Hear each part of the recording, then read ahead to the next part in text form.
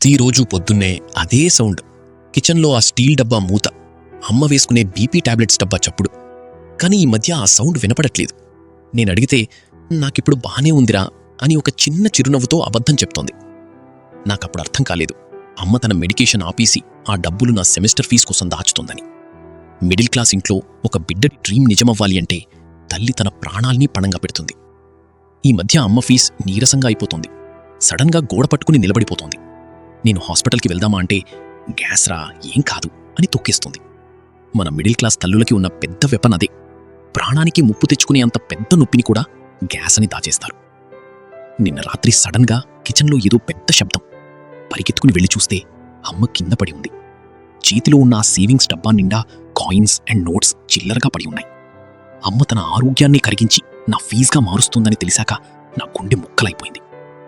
Friends, parents బానే ఉన్నామంటే నమ్మయొద్దు. వాళ్ళు మన ఫ్యూచర్ కోసం సైలెంట్గా వాళ్ళ హెల్త్ని సాక్రిఫైస్ చేస్తున్నారు. రిమెంబర్, ప్రపంచంలో ఏ సక్సెస్ కూడా అమ్మ నాన్న హెల్త్ కంటే ఎక్కువ కాదు.